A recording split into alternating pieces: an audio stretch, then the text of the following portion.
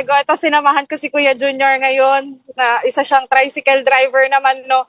So, ayun nga, kanina, para lang din mabigyan no, ng konteksto, kaninang umaga, mga around 8 a.m., no, nagsagawa nga din ng protesta yung ilan pa mga transport groups at progressive groups sa Cubao. Ito na yung date nila para nga manawagan sa pagtaas nga ng presyo ng fare, pati na rin yung pag-alis daw ng oil deregulation law, maging yung pagtatanggal nga or suspension ng excise taxes, lalo na dahil nga tumataas pa rin yung presyo ng produktong petrolyo. Ito naman si Kuya Junior, sinamahan ko dahil gusto ko din sanang maiikot no mismo yung Cubao. At so far, meron na kaming 4 na pasaherong naisakay simula mga around 10 a.m., 10:30 a.m.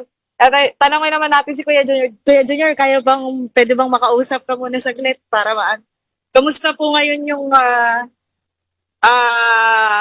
kayod ngayong araw? Ganun pa rin. Kulang sa tama, tama sa kulang. Sabi ko ba yun sakto lang na tiyaga para may kunting nilaga na sumatotal noon.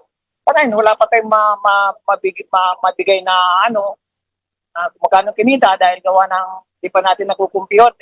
Ang competition po niyan, sa hapon na po, papundiri ka na, magagat ka na, nakakain ka na, yung pong natitira yung pang competition, total competition sa mga tricycle driver. Sa ngayon po, wala pa po.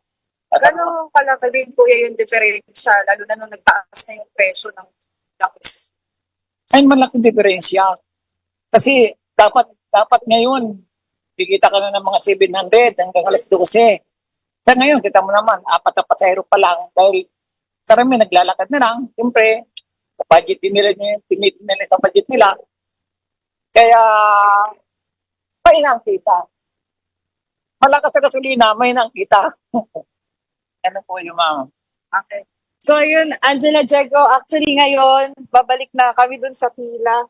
May pila ng may toda dyan dito sa may area ng Cubao. Medyo naikot-ikot na rin natin no, ng konti. At yun nga, nakwento na rin ng ibang mga tricycle driver na nakausap ko rin dito na talagang naging mahirap nga. No? At yun nga, tulungan na lang din talaga. May ilan din namang mga pasahero daw na parang gumagawa na ng keep the change para nga din daw makatulong sa kanila. Pero so far, ayun, napakalaki, napakatumal daw ng kinikita din ng mga tricycle drivers tulad na nga din ng mga nakapanayam natin na jeepney drivers, pati na rin yung mga barker, conductor na nakausap natin kahapon. So halos same talaga yung nagiging situation dito. Medyo mahirap talaga yung nagiging takbo ng buhay nila, lalo na ngayon na patuloy pa rin nga ang pagtaas ng presyo ng produktong petrolyo. Angela